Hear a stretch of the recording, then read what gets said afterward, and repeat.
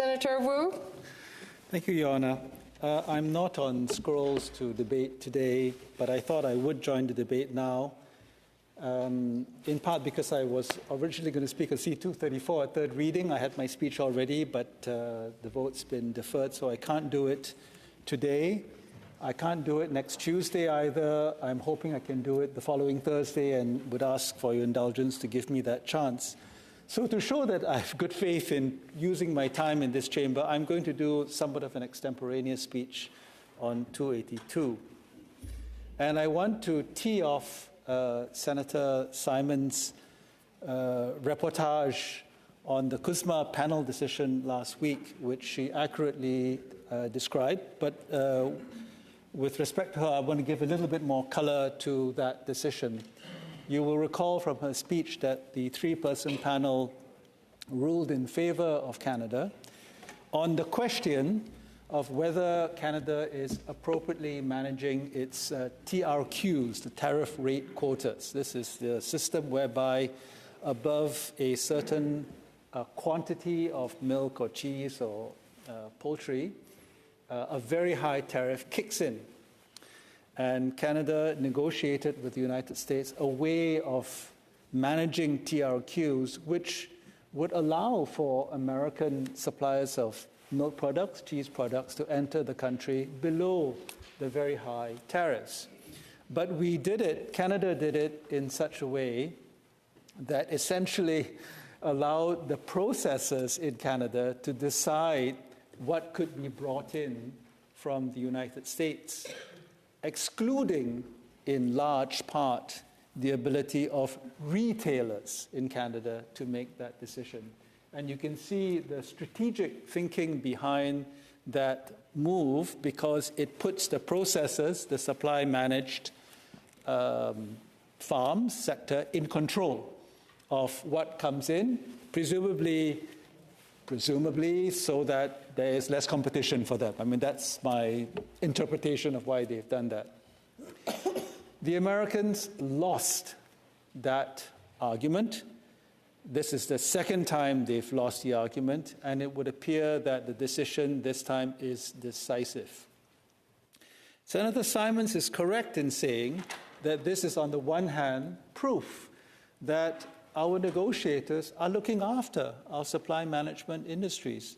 They engineered wording in the CUSMA agreement to allow them to give the privilege of importing TRQs below quota product, to give that privilege to processors to the exclusion of retailers.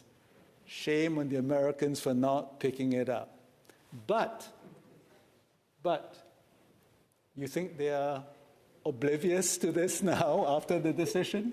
You think they don't understand now that they were duped, that a fast one was pulled on them? I'll negotiate. And do you have any doubt that in 2025, when the mandatory review of CUSMA comes up, that the Americans, the first thing on their agenda or high up on their priority list will be, we're going to renegotiate this. You duped us. Congratulations, you won the first two rounds, but you're not going to win the third round. And the way in which they're going to do that, colleagues, is by referring to another deal that we signed, which in fact doesn't have that wording, which in fact has the wording that retailers can have control over below quota allocations. And that, of course, is the CETA, the Canada-EU Trade Agreement. I remember many of us were here when we debated that legislation, and there was fierce debate. I remember the processors arguing strongly against that clause because they wanted to control the import of milk and cheese products from Europe. But in the end, in order to get CETA done, this is the key point, not in order to sell out supply-managed sectors, but in order to get CETA done, the government allowed for a limited provision of retailers to bring product in directly.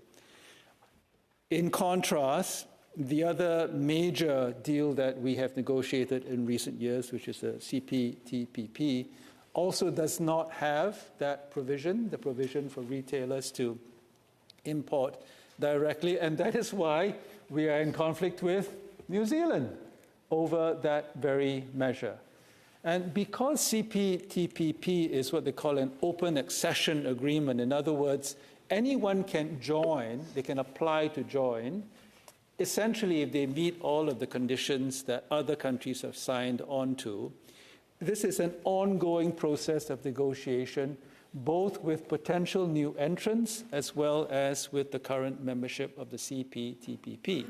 And some of you will know that the United Kingdom is now a Pacific country because they joined CPTPP a few months ago, and we had to negotiate with them in order for that to happen. My point simply is that both in the case of CUSMA, which has a mandatory review mechanism, and in the case of the CPTPP, it is almost certain, in fact, it is certain that we will have to deal with this issue again of how we deal with TRQs on milk and dairy and other supply management issues in exchange for concessions that we seek in markets that we are negotiating with, such as the Philippines when it comes to milk, or Indonesia when it comes to beef, and so on and so forth. So the point that Senator Simons has made about maintaining flexibility for negotiators is not hypothetical, it is real, and the great irony of our victory a few weeks ago over the United States actually makes it a sure thing that it will be an issue for us. Colleagues, this bill is not principally about the merits of supply management, and I don't want to go too deeply into that question. But it is on public record that I don't get Christmas cards from the dairy farmers of Canada. And it is because it is my reading of supply management sectors that while they do look after farmers in those sectors, it is at the expense of consumers, and particularly poorer consumers. Studies have shown that supply-managed sectors lead to higher costs compared to international prices, and that they are regressive. They hurt lower-income people more than they hurt the wealthy. Removing some of the protections for supply management, but not dismantling them, removing some of the protections, for example, through CUSMA, CPTPP, CETA, maybe other trade agreements, removing some of these protections in a limited way does reduce the market share of supply management farmers because there will be import competition. But it doesn't reduce their income, because that is the nature of supply management. Or it doesn't necessarily reduce their income, because the whole logic of supply management is income maintenance. And you maintain income by reducing supply. It's basic economics. If you're going to get more product in, you want to reduce the supply of the product you can control so that prices can go up and you can maintain the incomes of the farmers that produce those products. And that is a system that can work and can continue to help farmers to stay in the business as long as they want to, in part because the consumption of dairy products is on the decline. And this has been a trend for a number of decades now. We can like it or not like it, that's normative. But the fact is, there are many younger people who are shifting away from shifting away from dairy-based to plant-based milk-type products. And that will allow for some transition of certainly dairy farmers to consider their options in terms of the long-term future of their industry. So, colleagues, if I may just make one more point to build on Senator Simons, it is the question of exports. She is absolutely right that there are promising markets, particularly in Asia, for some of our supply management products. I'm thinking especially of eggs, because we have a really fascinating diversity of egg products in our grocery stores, and it's very confusing sometimes when you go to the fridge and you look at the 5 or 6 different permutations of free range and omega plus and brown and white and so on.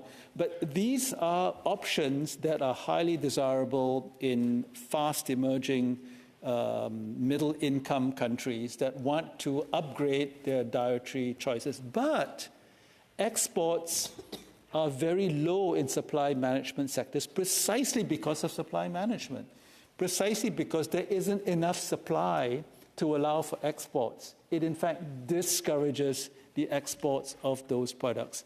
And there's really no reason to expect that the supply management industries themselves will seek to expand exports in a very major way unless some pressure, if I can put it that way, is placed on them. We saw this in the wine industry after first the Canada-US Free Trade Agreement in 1979 and then the NAFTA agreement in 1984. Some of you will remember famous Canadian wine products like Baby Duck,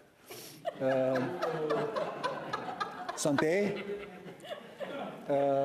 We let's just say that that sommeliers did not recommend Canadian wine products in the 80s and even early 90s. There were predictions of the demise of the industry. Many people were genuinely worried that we would no longer have winemakers in Canada, and it's true, many wineries did go under as a result of competition from American producers. But as we all know, that industry has now turned around.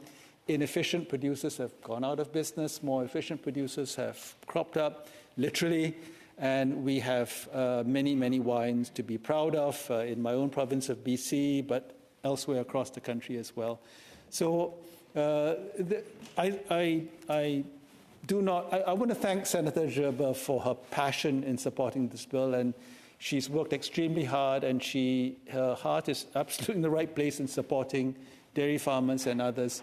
I cannot support this bill, even though I want us all to remember that this is not about dismantling supply management in any way.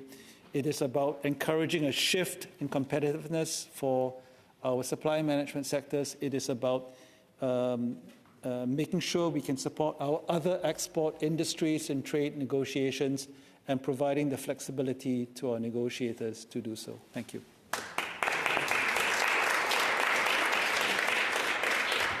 We have a minute and a half. Sénatrice Gerba, vous avez une question? Oui. Senator Gerba, you have a question? Yes. You want to take a question? Yes. Oui. Thank you, Senator Wu. Senator Simons herself said in her speech that there have been a lot of exports of other products. Supply management has existed for 51 years, and it has never banned or prevented exportation of certain products. The difference here is that the products under supply management